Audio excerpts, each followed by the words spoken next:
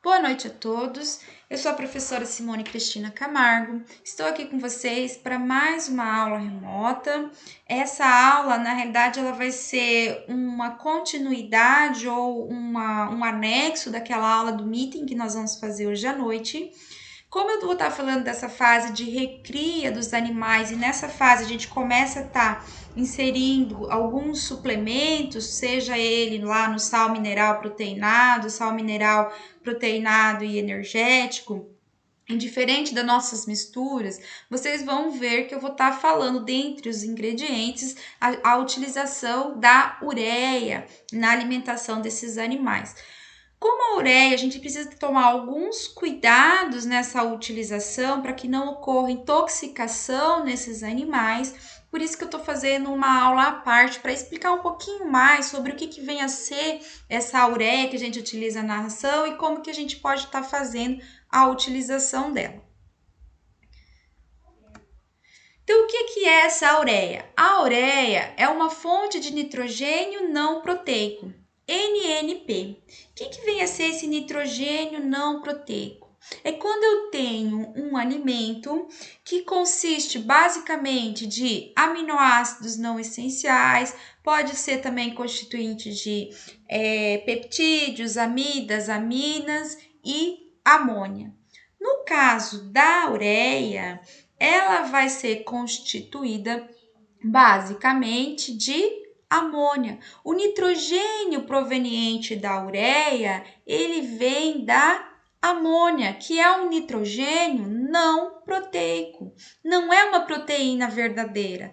A proteína verdadeira, ela vai vir, no caso dos ruminantes, ela vai vir de alguma fonte vegetal, como os farelos proteinados. Então, a gente tem lá o farelo de soja, o farelo de algodão, entre outros. Se nós estivéssemos falando de monogástricos, aí a gente colocaria também uma fonte animal, que não é o caso aqui dos ruminantes. Então, essa fonte de nitrogênio não proteico da ureia, que é a ureia, nós falamos que ela tem uma proteína que vai ser degradada no rumen. Então, é um PDR, proteína degradada no rumen. O que isso quer dizer? Que quando a gente fornece a ureia para o animal, quando ela chegar lá no rumen, ela vai sofrer uma degradação total lá no rumen. O animal consegue utilizar esse alimento, degradando ele lá no rumen. Então, uma proteína degradada no rumen. E nós vamos estar utilizando essa ureia, a gente pode estar utilizando por dois motivos, né, principais. Um deles seria por objetivo de estar suprindo a exigência do animal em algum momento em que haja falta da proteína na alimentação desse animal. Que momento é esse? Como a gente mora num país que tem diferentes características de clima ao longo do ano, o que a gente tem? Se a gente oscila clima, consequentemente, a gente oscila também produção de forrageiras, principalmente gramíneas. Então, se eu tenho oscilação na produção, essa oscilação ela é tanto na parte de produção de matéria seca, bem como na qualidade nutricional dessa gramínea. Então, vai ter determinados períodos do ano em que a gente vai ter baixa produção de matéria seca e baixa qualidade nutricional dessa gramínea. Essa baixa qualidade nutricional, basicamente eu posso resumir em baixa quantidade de proteína. Nesse período do ano, consequentemente, eu sei que meu animal vai estar sofrendo um déficit ali de suplemento da proteína. O que eu vou ter que fazer? Suprir. Vou estar fornecendo para esse animal um suplemento proteico, colocando ali junto com esse alimento a ureia e também os farelos proteinados. Então, eu posso estar utilizando a ureia nesses períodos do ano em que as forrageiras apresentam baixo crescimento e tem baixo nível de proteína. Outro momento que eu posso estar fornecendo a ureia é quando eu tô com o custo do farelo proteinado muito alto e eu tenho que reduzir o custo. Como a ureia é um alimento mais barato e eu posso estar substituindo uma porcentagem dela na ração desses animais, na dieta desses animais, então eu consigo diminuir o farelo proteinado, inserindo uma porcentagem de ureia, consequentemente eu diminuo o custo dessa ração ou desse suplemento. No mercado, a gente vai encontrar basicamente 3 tipos de ureia, que vai ser a ureia agrícola, destinada à adubação, a ureia pecuária, destinada à alimentação dos ruminantes, e a ureia protegida. O que nós temos de diferença entre essas 3 ureias? Elas, a parte de formulação delas, são iguais. Se você for ver a parte de formulação, o que contém cada uma, elas são iguais. O que nós vamos ter de diferença, de acordo com o Ministério da Agricultura e de Abastecimento, essas ureias, elas serão diferenciadas de acordo com o seu armazenamento. A ureia destinada à adubação, existe um rigor baixo de armazenamento. Elas podem ser armazenadas com baixo rigor. Então, o que vai levar se eu armazenar essa ureia em qualquer galpão junto com algum outro componente? Eu posso estar colocando impurezas nessa ureia. Pode haver uma contaminação dessa ureia. Esse material contaminado, se meu animal consumir, eu posso também estar contaminando o meu animal. Essa contaminação pode ser de N formas, mas nós temos, por exemplo, aqui uma contaminação por nitratos. O nitrato, quando ele é ingerido pelo animal no rumen, ele é reduzido a nitrito, que combina com a hemoglobina, formando a meta-hemoglobina, dificultando a passagem de oxigênio pelo sangue, pelo corpo desse animal, que acaba conduzindo a alguns problemas no organismo desse animal. Isso é um exemplo, mas a contaminação pode ser diversas, eu não tenho um rigor nesse armazenamento. Agora, a ureia utilizada na pecuária, aí quando tem esse selo de ureia pecuária, necessariamente há um maior rigor na pureza dessa ureia, principalmente relacionado no armazenamento. Então, esse alimento não pode ser armazenado com outros alimentos, com outros compostos, para que não ocorra alguma contaminação dessa ureia. Então, quando você fornece ureia pecuária para o seu animal, você tem uma certeza maior de que esse alimento não está contaminado, diferente de quando você está usando ureia agrícola. O que a gente tem muito observado no campo é que os produtores utilizam ureia agrícola porque ela tem um valor mais baixo, aí eles falam, sempre utilizei ureia agrícola, nunca deu problema nos meus animais. Então, você torce para que nunca dê, porque corre-se o risco de haver alguma contaminação. É igual aquela história que alguém falou na sala de aula, utilizar o sal comum que é dado, que é fornecido aos ruminantes, utilizar para o ser humano. Você pode comer e não te fazer nada, você pode comer e dar alguma intoxicação no seu organismo. Você corre esse risco. Então, é por isso que nós, profissionais, o que a gente vai fazer para esse produtor? Orientá-lo a sempre estar utilizando a ureia pecuária. Ainda que mais cara. Por que ela é mais cara? Existe um custo maior para a sua produção, já que tem que ter um rigor maior para a pureza, então um rigor maior tanto na produção quanto no armazenamento. Isso agrega valor. Sem contar que nesse tipo de ureia tem um aumento de imposto, então acaba sendo passado também esse valor para o pecuarista. Então, o que tem que se trabalhar mais é talvez uma política pública que diminua os impostos desse tipo de ureia para ser mais utilizada ali pelos pecuaristas.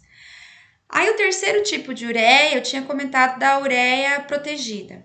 Essa ureia protegida, o que nós vamos ter? Ela, nesses grânulos de ureia, vai haver camadas de ceras vegetais, ou seja, vai proteger esses grânulos, vai proteger essa ureia. Quando ela chegar lá no rumen, ela não vai ser degradada tão rapidamente. Então, demora mais para que haja a degradação da ureia no rumen. Isso faz com que diminua a possibilidade de intoxicação por ureia nesses animais. A ureia, ela pode vir de diferentes vias no organismo do animal.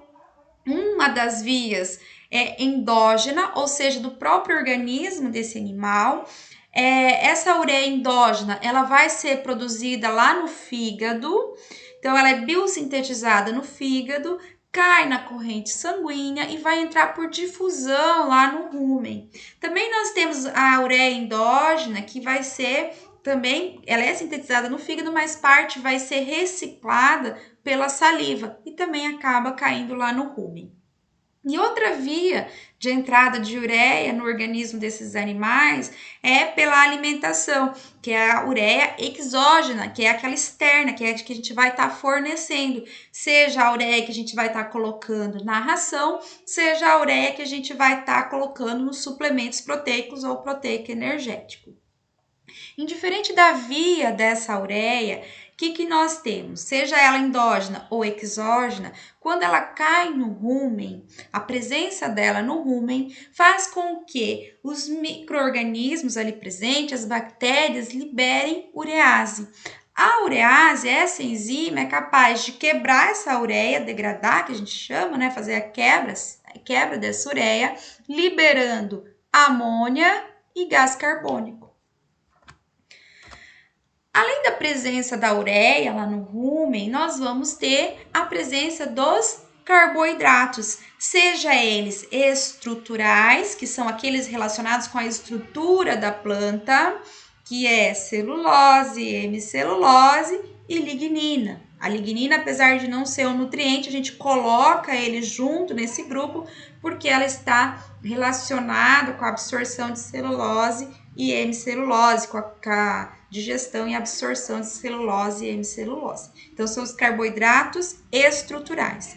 E também temos os carboidratos não estruturais, que são o amido. Nós vamos ter também como carboidratos não estruturais os açúcares. Então, são os amidos e açúcares.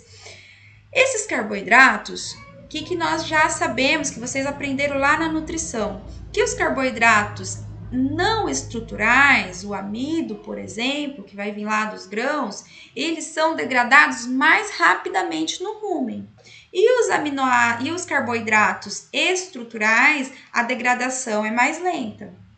Mas indiferente, os dois vão sofrer um processo de degradação aqui no rúmen, aonde vai ter a ação de enzimas microbianas, e nesse processo de digestão vai haver a liberação de ácidos graxos voláteis, que são os AGVs, que é o ácido acético, o ácido butírico e o ácido propiônico. Fonte de energia para o animal e para as bactérias. Aí nós temos, além do AGV, a produção de cetoácidos. Os cetoácidos são esqueletos de carbono, também fonte de energia. Aí o que a gente tem, então, aqui já dentro do rúmen? Já vamos ter a liberação da amônia e liberação de cetoácidos. Quando temos esses dois compostos dentro do rúmen, algumas bactérias conseguem juntar esses compostos, cetoácidos ou esqueleto de carbono, como vocês bem pretendem, os dois são sinônimos, mais amônia, juntam esses compostos e utilizam esses compostos para fazer a síntese de aminoácidos que serão utilizados para a produção da proteína microbiana, para sua própria proteína, para a produção de sua própria proteína. Ou seja, de forma resumida até aqui para vocês, para que eu consiga fornecer ureia para esse animal, de acordo com esse conhecimento que vocês já têm, e necessariamente eu preciso também de fonte de carboidrato, preferencialmente carboidratos estruturais, porque a degradação é mais rápida. Se eu tenho uma boa fonte de carboidratos, eu vou ter tanto a degradação de amônia, a degradação da ureia com a liberação de amônia, junto com a liberação de cetoácidos na mesma velocidade. Então, esses micro-organismos conseguem estar utilizando essa amônia que é produzido, juntando com os cetoácidos, não deixando que haja um excesso de amônia no rumen. A gente já vai ver o que acontece quando há um excesso de amônia no rumen. Então, só para vocês ir ligando as informações, por que é importante quando eu forneço ureia para o animal, ter uma fonte de carboidrato, preferencialmente carboidrato estrutural, para que essa velocidade de degradação seja igual para os dois, tanto para a ureia quanto para o carboidrato. Assim eu consigo utilizar esses compostos que são formados, eu no caso os micro-organismos, conseguem utilizar esses compostos que são formados sem que haja excesso de amônia lá no rumen. Essa proteína microbiana, quando essa bactéria morre, ela vai passar pelo trato gastrointestinal desse ruminante, vai cair lá no abomaso, que é o estômago verdadeiro. Então, lá inicia toda a parte de digestão de proteínas nesse animal, sendo mais intensificada lá no intestino delgado, no duodeno. Então, vai fazer a quebra dessa proteína, liberando aminoácidos. Esses aminoácidos serão absorvidos pelo intestino do animal e vai ser utilizado para a produção de proteínas em diferentes partes do corpo desse animal. Vamos verificar aqui nessa imagem a síntese da proteína no rumen. Então, o que eu falei para vocês até agora? Que nós temos a fonte de proteína na alimentação desses animais. Nessa fonte de proteína, a gente pode ter uma fonte de proteína verdadeira, que vem dos farelos proteinados, e uma pequena porcentagem, depois eu vou mostrar para vocês quanto que a gente vai colocando na ração, mas eu consigo substituir aqui uma parcela dessa fonte de proteína com nitrogênio não proteico, que no caso a ureia, que vai ter o seu nitrogênio proveniente da amônia. Essa ureia, quando esse animal consome essa ureia, ela vai cair aqui no rumen. No rumen vai sofrer degradação pelas enzimas urease, que vão liberar amônia. Essa amônia, se tem presente aqui nesse rumen energia, os cetoácidos, ou seja, os carboidratos, as bactérias conseguem estar juntando amônia mais cetoácidos e vão estar utilizando para síntese de aminoácidos que serão utilizados na produção de suas proteínas, de proteínas microbianas. Essas bactérias, por sua vez, ao morrerem, vão sofrer a digestão no organismo desses animais, lá no abomaso e intestino, e esses aminoácidos de suas paredes vão ser utilizados lá pelo organismo desse animal para a produção da proteína desses ruminantes. Agora vamos ver outra situação. Se quando essa amônia aqui for liberada, eu não tenho cetoácidos para combinar ali, para ser utilizado por essas bactérias, o que vai acontecer? Vai acontecer um excesso de amônia no rumen. E esse excesso de amônia livre aqui no rumen, ela passa pelo epitélio do rumen, cai na corrente sanguínea e vai parar lá no fígado. E no fígado vai ter o ciclo da ureia, formando com essa amônia ureia.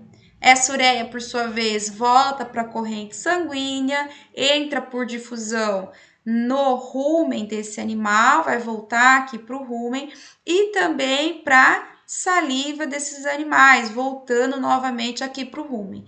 Se eu tenho uma quantidade de amônia muito grande no organismo desse animal, que o fígado não consiga sintetizar toda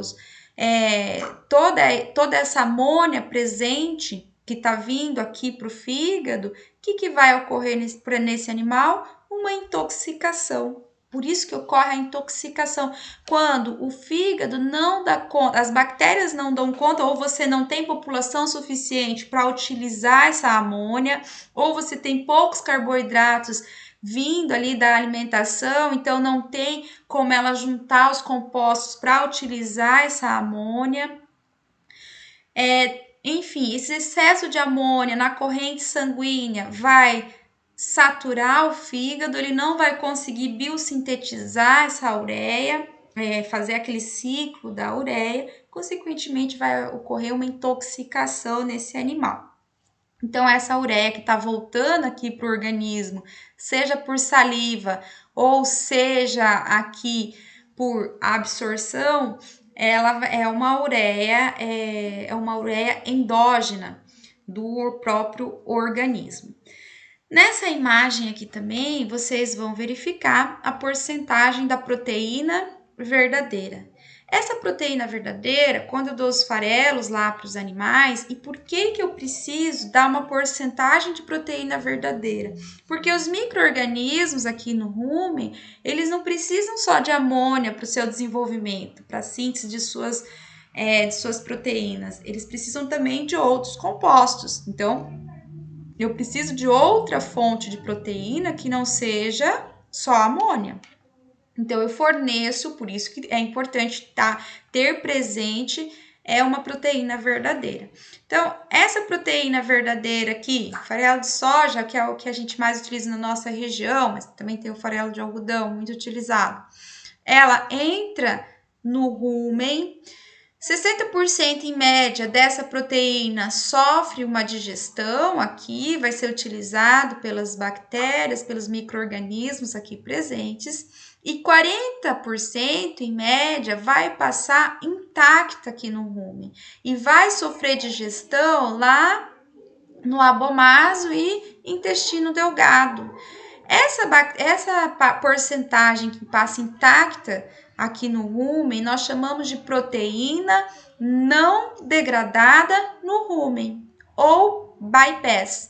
Então, se essa proteína da ureia aqui, nós chamamos de proteína degradada no rumen, porque ela vai passar e vai ser utilizada aqui, uma porcentagem da proteína verdadeira dos farelos, ela não vai ser degradada no rumen. Então, é proteína não degradada no rumen ou bypass. Ela passa intacta e vai ser utilizada pelo animal na digestão do próprio animal, na digestão química que vai ocorrer no organismo desses ruminantes. Nós devemos tomar cuidado na utilização da ureia para que ela realmente seja eficiente. Um dos cuidados é relacionado à idade desses animais. Nós não vamos fornecer, aqui eu coloquei como uma forma geral, não fornecer ureia para animais com menos de 3 meses. Seria um cuidado, assim, se eu tiver uma produção tradicional desses bezerros, eu vou demorar 3 meses para que o rumen desse animal esteja totalmente formado. Agora, se eu trabalhar no sistema de cria que eu passei para vocês, já com creep feeding, o creep graze, estimulando o consumo desse animal logo após o nascimento, eu vou ter uma formação de rumen antes. Então, 6 semanas por aí eu já tenho uma formação de rumen. Então, esse cuidado que eu coloquei de 3 meses é mais se você tem uma criação tradicional. Mas se você já tem uma suplementação logo de início, você sabe que vai ter uma formação de rumen antes do que os animais tradicionais. Então, você já pode estar começando a fornecer a ureia. Pessoal, a aula de hoje eu vou parar por aqui. Na próxima aula eu vou falar com vocês sobre os níveis de ureia na alimentação e como que a gente faz para estar acostumando ou adaptando nossos animais a consumirem essa ureia, ok? Até a próxima aula.